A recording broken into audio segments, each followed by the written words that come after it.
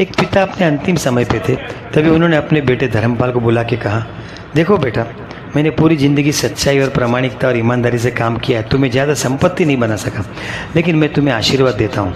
और उसने उनके सर के ऊपर हाथ रख के आशीर्वाद दिया कि तू खूब आगे बढ़ेगा, तू जिधर हाथ डालेगा मिट्टी में से सोना हो जाएगा, तू खूब कमाई करेगा।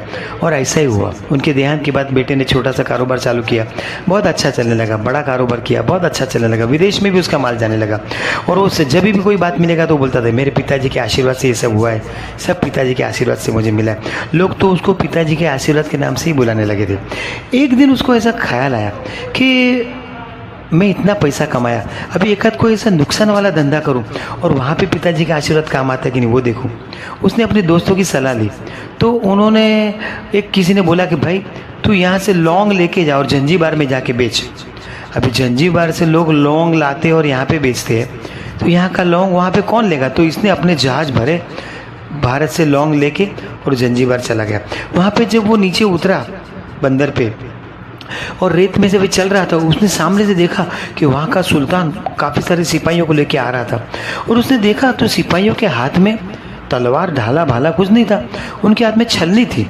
सुल्तान ने इनको मिला तो इनकी मुलाकात हुई। बोले आइए, कौन है आप। तो बोले मैं व्यापार करने आया हूँ यहाँ पे।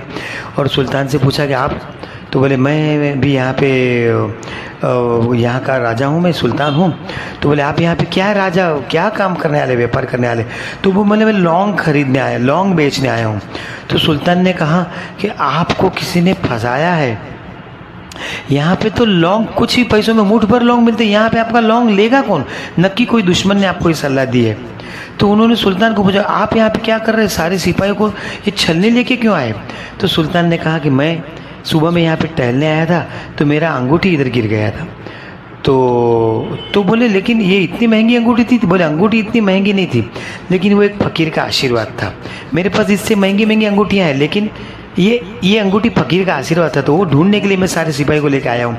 लेकिन तुमको तो किसी ने फंसाया है, बोले यहाँ पे तुम्हारा धंधा लौंग का होगा नहीं।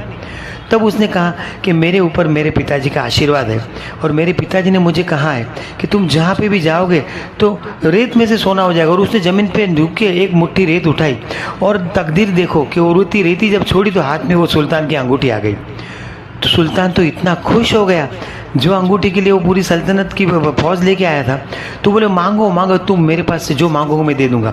उसने कहा मैं इतना ही मांगूंगा कि आप 100 साल जिए और आपकी प्रजा हमेशा सुखी रहे और खुश रहे। तो सुल्तान और खुश हो गया और उसने बोला मुझे बहुत खुशी हुई तुम ऐसा मांग रहे हो, चलो तुम्हारा सारा लौंग का जो भी माल लाए हो सब मैं खरीद लूँगा। तब उसको लगा कि नहीं, मेरे पिताजी का आशीर्वाद यहाँ भी काम कर रहा है, मुझे नुकसान नहीं होने दिया। माता पिता का आशीर्वाद में इतनी असीम शक्ति होती है और उनके आशीर्वाद जैसी कोई संपत्ति नहीं है। उनकी सेवा का हर पल आपको कुछ न कुछ फल दे के ही जाता है। और बड़े बुजुर्गों की जो सेवा करते हैं ना, उससे बड़ी सेवा भगवान की कोई हो नहीं सकती है। अपने बुजुर्गों की सेवा करो, खुश रहो, तंदुरुस्त रहो, be happy and healthy always.